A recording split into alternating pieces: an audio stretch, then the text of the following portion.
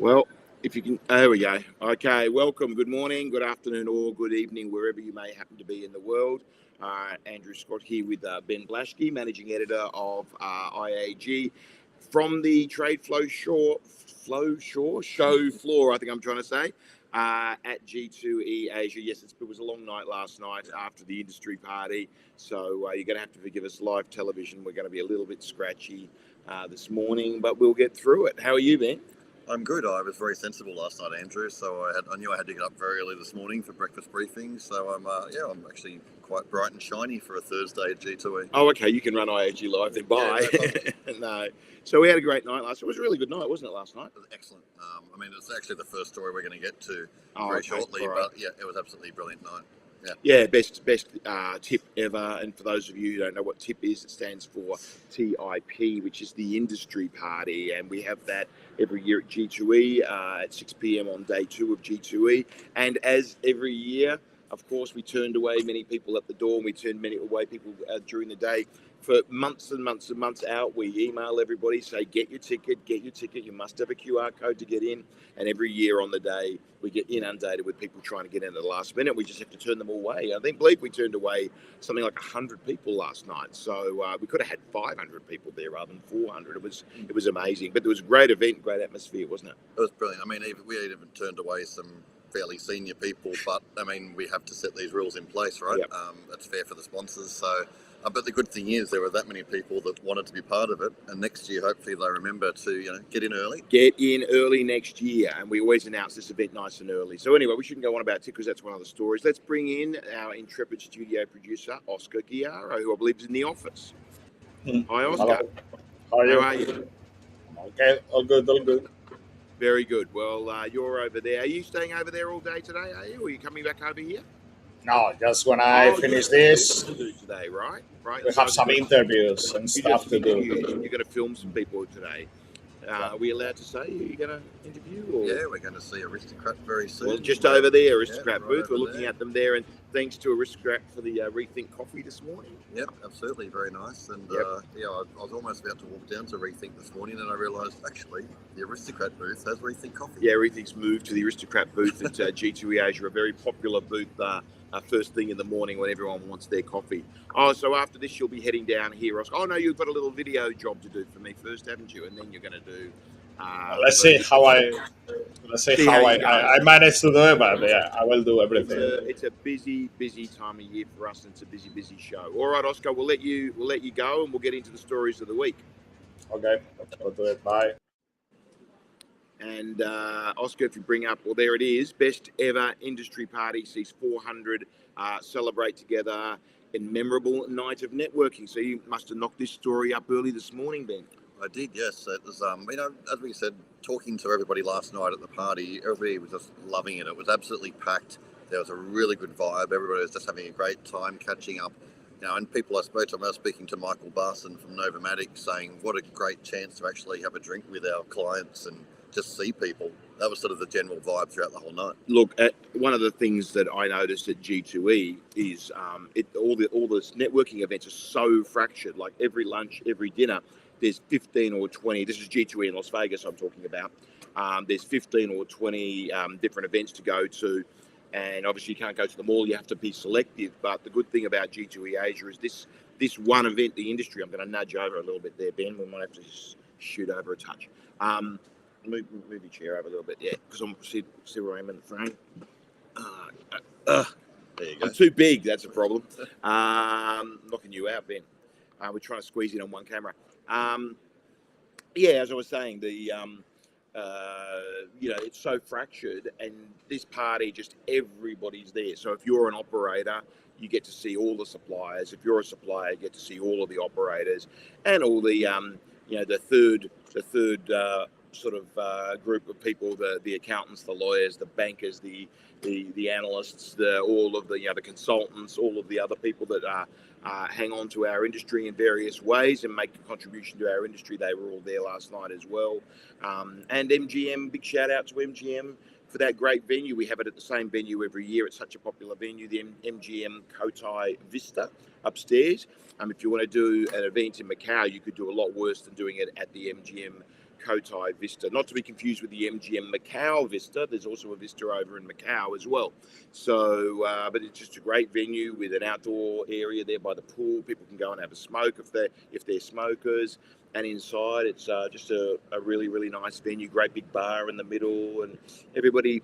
And MGM, great food as well. The food was excellent. Yeah, really good. There we go. Oscar scrolling down through some pictures from the night. It was just fantastic, and we had no less than 5 entertainment acts throughout the night. So good work by Dorothy Loy, our director of events. What a great event. I mean, there were people saying to me last night there seem to be more people at TIP than there are on the trade show floor. For some reason, I can't say that this morning. Yeah, it was packed. It was really great. And there you see a picture of all the sponsors. I mean, we had 24 companies sponsoring, which is amazing. So, yeah, great event. And I'm already looking forward to it for next year. Yep, and thanks to Interblock and Light and Wonder in particular for being our diamond sponsors, and to all the other 22 sponsors as well. Yes. I wouldn't mind saying the platinum sponsors, but I'd be scared that I'd get this one. There were 6, right? It was Lecto, there was MDME, Aristocrat. Help me out here. IGT. Who else was there? Novomatic. That's right. Novomatic was who was the 6th one, and another one. Here we go. Oscar's got it. Spintech, of course. Spintech, of course. Yeah. So, and I won't even dare go through the 16 gold sponsors, but you can read it in the story. And yeah, what a great night. Okay, all right, let's move on. What have we got next? There you go, Ben. Yeah, this was a very interesting story worked on a few days back now. With obviously PAGCOR is imposing a whole heap of new regulations on the online gaming industry in the Philippines. We've seen all sorts of things, minimum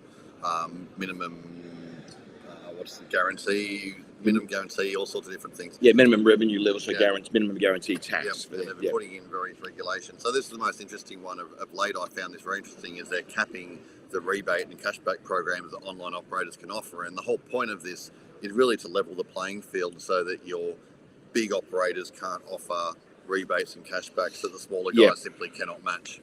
So, well, it reminds me of the 2012, I want to say, a famous Cotai Pact, which a lot of people probably don't know about now. It's a long time ago, and that was brokered by the Macau government, where none of the junket operators were allowed to offer more than, I want to get it right. I think it was 1.25 and then 0.05, or was it 1.2 and 0.1? I think 1.2% on rolling cash rebate and then 0.1% in comps. If I don't have that number exactly right, please forgive me. But it was very close to that number. And that was the pact that nobody would offer more than that to avoid a race to the bottom. So there's a little, maybe similar sort of thing here. Yeah, exactly. And this is, again, it's just part of PAGCOR just trying to put in a healthy online gaming ecosystem. Obviously, this sector exploded over the past few years, the regulated online sector, the domestic gaming in the Philippines, and PAGCOR probably playing a little bit of catch up, really, which is very common in situations like this. Yeah, it's okay. Yeah. Better to play catch up than to not play catch up. Exactly right. And I mean, I think they learned. I've said it before, but it warrants saying again. I think they learnt from the pogo industry. I think the pogo industry obviously ultimately spectacularly failed after being a shooting star for a number of years, making a ferocious amount of money, but causing all sorts of problems, and it wasn't regulated perhaps the way it should have been. PAGCOR have learnt their lesson from that, and are doing a great job. You have to give it to PAGCOR. And it's funny, as I was walking down here today, I was chatting to one of our fellow G2Eers. We were chatting about how much better PAGCOR had got under this chairman compared to the other regimes, and how, yes, okay, there's a lot of red tape and processing stuff to go through, which is a lot of it's historical, but at least they're trying to help. They're trying to get through it, and they're trying to create a healthy industry over there in the Philippines. So Philippines going through some tough times at the moment, revenue's down, but I think what they are doing is they're laying good foundations for a sustainable industry for the future, and we're still very bullish on the Philippines in the sort of medium to longer term. I think it's going to be the number 2 after Macau. All right, next one, Oscar. Wasn't this meant to be me? It was meant to be you, but it was Malcolm Trainer instead. Well, I thought I'd throw this in because, as I'm sure our viewers know, Andrew and I were both down at Crown Melbourne for some time last week for the Aussie Millions.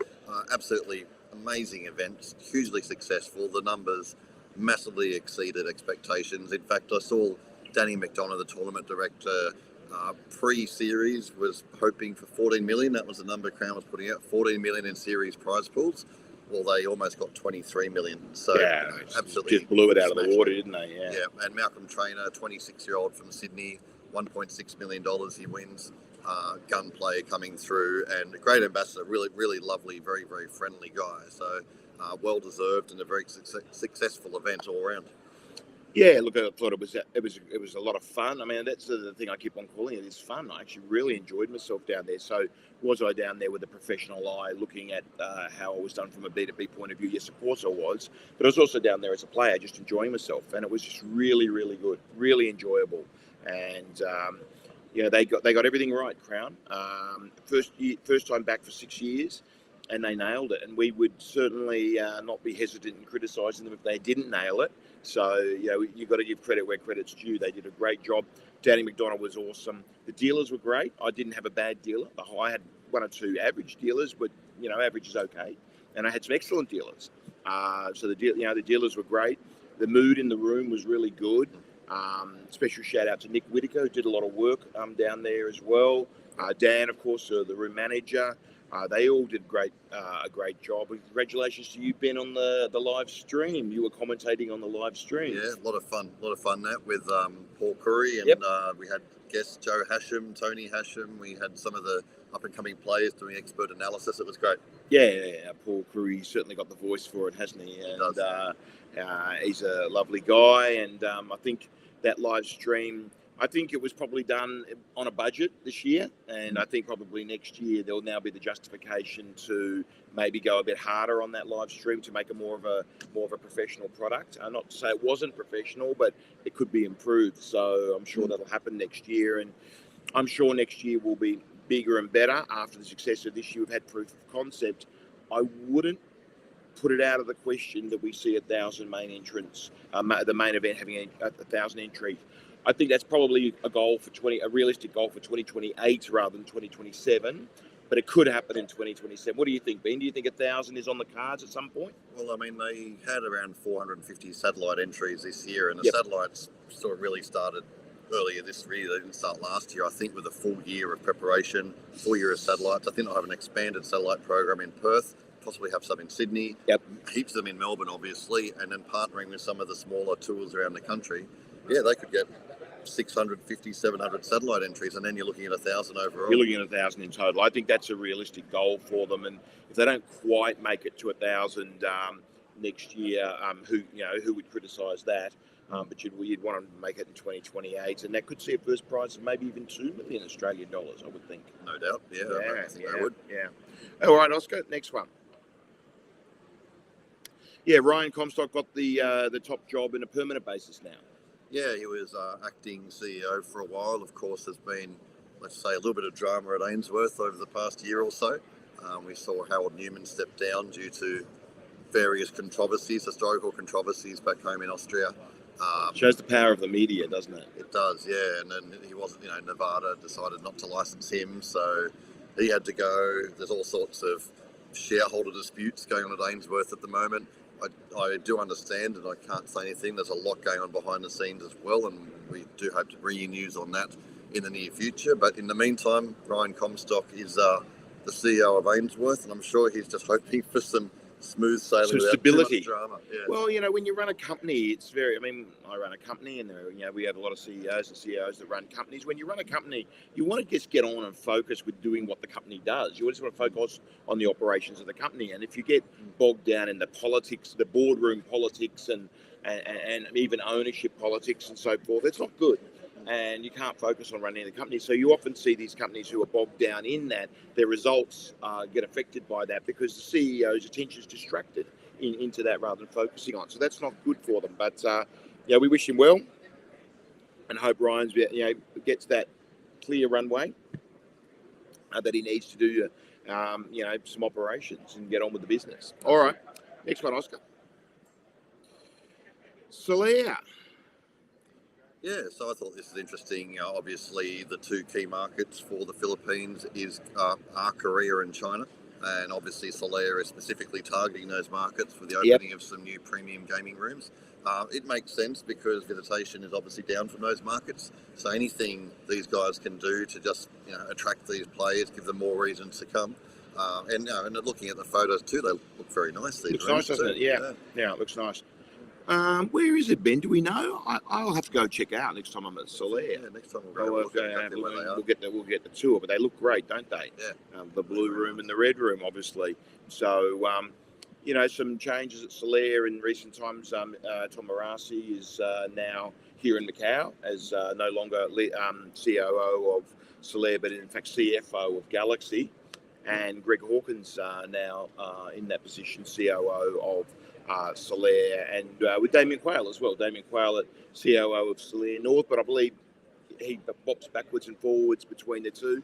So Solaire number one. Sometimes they probably don't like me saying this, but I tend to think of them as the Venetian of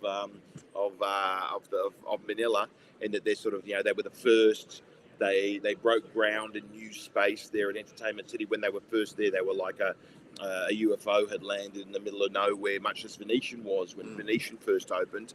And so they were the pioneers. Mr. Rizon, of course, the Philippines' richest man now, with a huge ports empire, has had Solaire since day one in 2013. They opened in Entertainment City. So they have had the leading position there pretty much since the day they opened, and they need to maintain that. So this is a great initiative for them.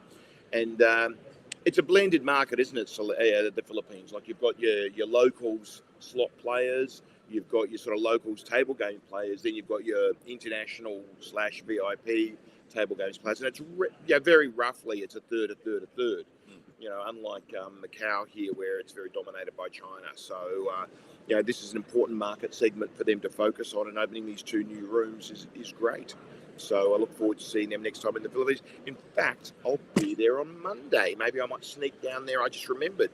I'll be down there Monday morning on my way to Toronto, of all places. But I'm going to be in the Philippines for a little under 24 hours. Maybe I can just shoot down there and take a look. All right. Next one, Oscar. Yeah, so obviously this came from the earnings call, Ben. Actually, this was from a panel session here at G2E Asia. Oh, of course. The earnings was. They did their earnings last week, didn't they? That's right. Yep. So, interesting panel session. There were some unusual questions, but Kenny was very interesting, I thought, speaking about the whole strategy we're seeing in Macau of these suites, the suite product being expanded massively. And, the question, which is quite a fair question, is obviously by developing more suites, you're actually lowering the key count overall. Yeah. Sort of combining hotel rooms into larger suites. But, Kenny made the point that, Macau suites yield up to 5 times more than a regular hotel room. So, on the balance sheet, that makes a lot of sense. Well, all these properties wouldn't be converting rooms into suites if there wasn't a good reason for doing so. So, then they are reducing the key count, and we don't have enough hotels. So, there's obviously a net positive, and Kenny's explained why. And I think we all kind of knew that, but it was good to hear him actually come out and say that at a panel here at G2E. All right, next one, Oscar. What do we got? Oh, you can do this one as well, Ben, I think. Yeah, I mean, this is, again, reiterating what's sort of the discussion going on in Macau at the moment, all around player reinvestment, the extreme competitive nature of the market at the moment. That's no secret. We know what's going on there. It's been spoken about for a couple of years now, pretty much since post-COVID, this rising competition among the sector due to the changing nature of the market. And of course, we've also written extensively about the growth of side bets enabled by smart tables. And so this is a panel session covered by Kelsey, who is standing somewhere right, and who joined IAG very recently. So Kelsey covered this. Come stick your head in, Kelsey. Yeah. We're talking about your story. Yeah. Good morning, everyone. Yes. So looking very fresh after tip today, Kelsey. You must have gone home early. Oh, I did. I ducked out. Okay. Great party last night. Really enjoyed it. Yeah, it was very good, wasn't it? Yeah, it was. Yeah. Anyway. So thanks, Kelsey. Kelsey wrote about this. So again, it's this balancing this player reinvestment, trying to mitigate those costs, but having a bit of an advantage with these side bets. And one of the conversations actually in the earnings calls recently is that it's taken quite a while for side bets in Macau to start to show their potential, but at least 3 operators said on their earnings calls that they're starting to see a bit of impact now. Not the same impact as in Singapore at this stage, different players, but they are starting to see that impact. Yeah, it's been fantastic for Singapore, and it will be for Macau too. It's just taking a little bit of time to come in because it needs player adoption. Right, players have to get used to these bets, and they have to see the side bets get up without them having a bet on it a few times and go, "Oh, I should have been on," you know. Okay. Sorry, go on. I was going to say, I was talking to some operators the other day at an event, and they were saying, look, they're still testing side bets because some of them work, some of them don't. So they're still, trying this one. Okay, take that one out. This one's working. This one isn't. So that's still that process ongoing. Well, I mean, some of these layouts got ridiculous, didn't they? With we just plastered with side bets. I'm like, where's player and banker? I can't see it. Yep. So that's calmed down a little bit now, and we're going to find an equilibrium in that. All right, very good. What's next, Oscar? Aristocrat, their results. Yep, as we look at Aristocrat to our right. Just over there. Look, just another impressive half from Aristocrat. It'd be nice to be running that company, wouldn't it? The profit, the revenues they drive. They're doing well. Yeah, this was the 6 months through to 31st of March 2026, and the growth was mainly through the gaming segment, actually, which was interesting. So Craig will be happy with that. Craig will be very happy with that. Talking about outright sales in the North American and the ANZ markets, doing extremely well. Little bit of growth in iGaming, a little bit of a decline in social, but just generally very, very strong results, and 750 odd million profit is not too bad either. It's interesting to see how things can turn around in our industry pretty quickly, right? I remember it was only a couple of years ago when sort of Light and Wonder was really on a big high, and I remember at the IAGX.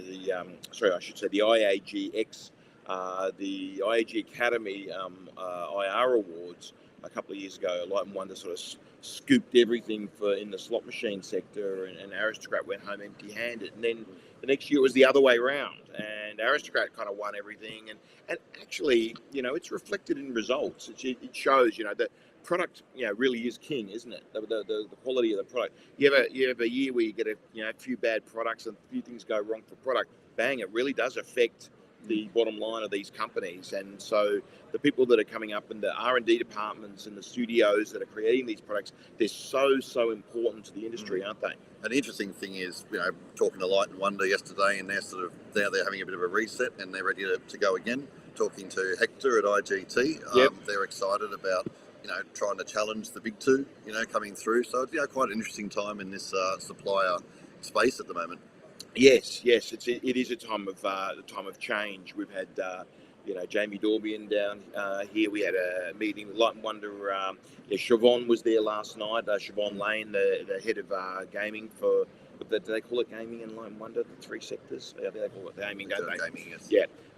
Because they've also got social gaming and iGaming, right? Our friend Simon Johnson, CEO of iGaming, and Siobhan, CEO of gaming. She was there last night, and we had Randy Topham and Ilma and a few of other people, and they ran a great event on Tuesday night too that we went to, didn't they? Light and Wonder. Yeah, really fun. It was fun, wasn't it? The cosmic event. Yeah.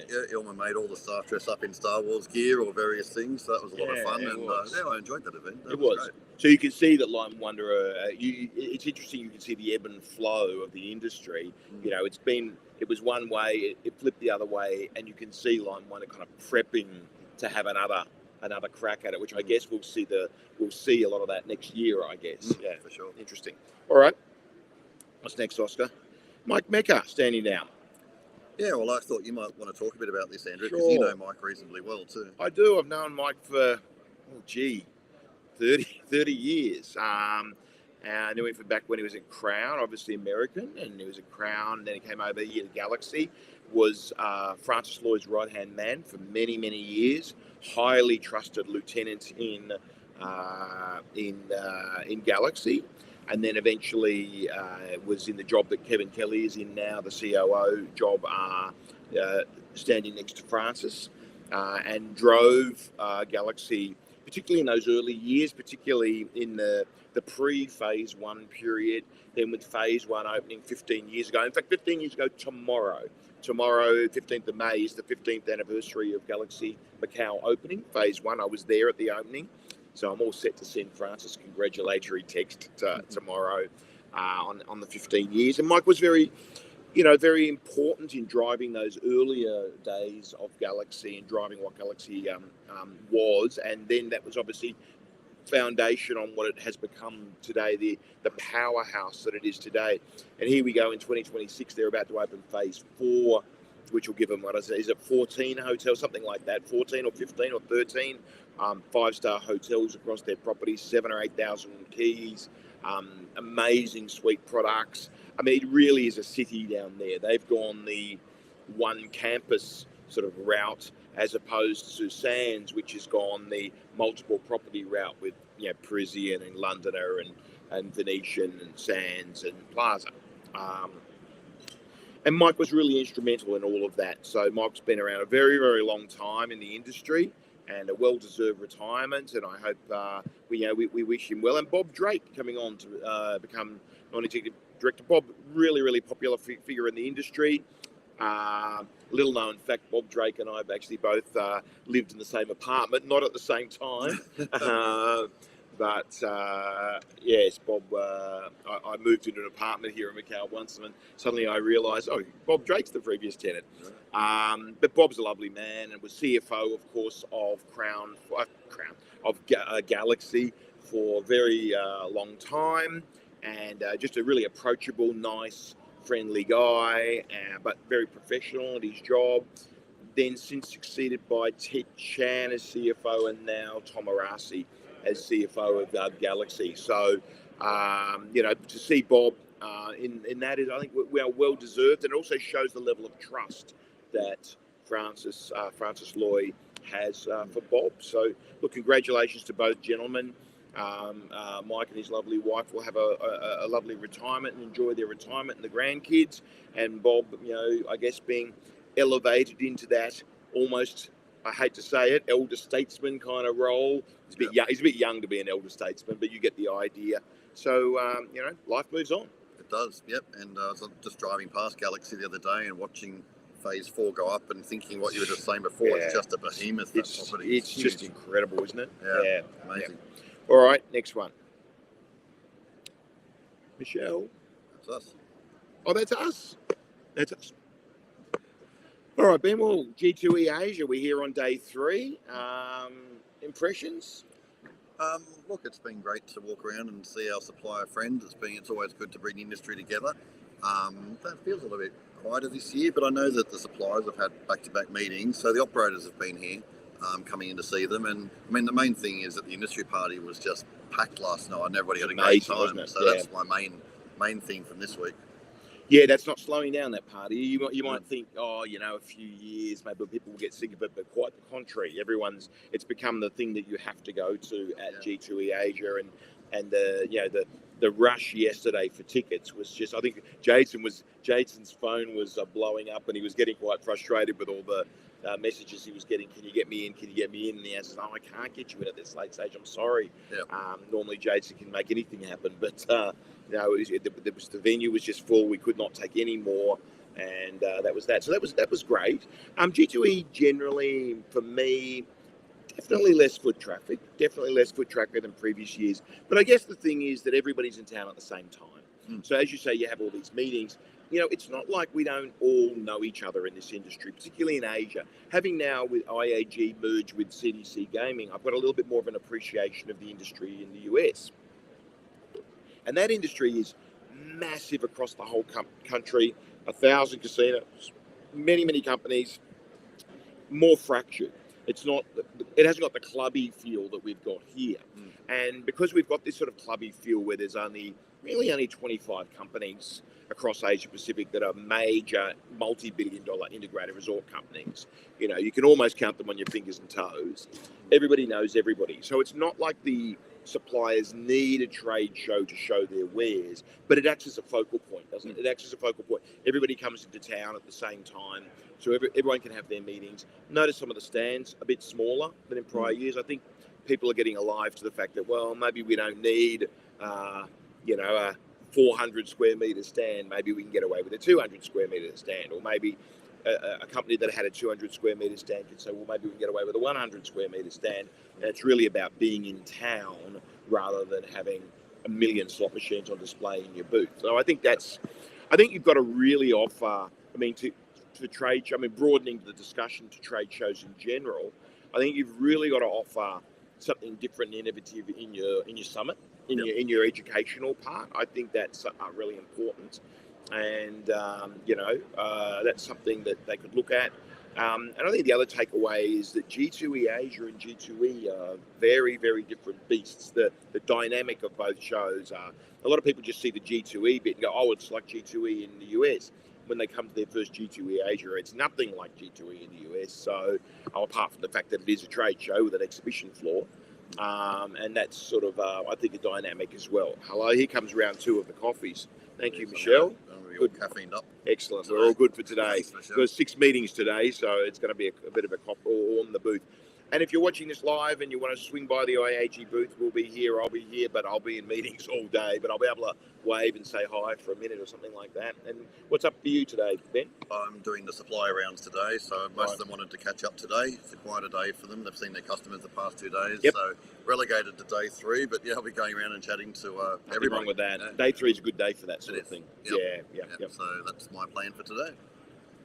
And upcoming travel. So you'll be heading back to Sydney tomorrow. Now we've got a little private event tomorrow, and then you're heading back to Sydney tomorrow night, are you? Tomorrow night, fly out. Arrive Saturday morning, and I'll be home for a few months actually, which is quite nice. That's good. And then gearing up towards IAG Expo in September.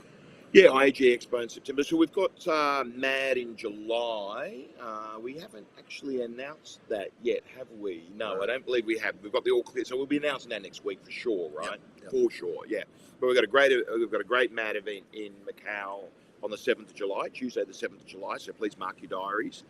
And then our next event would be IAG Expo in September at Newport World Resorts, of course.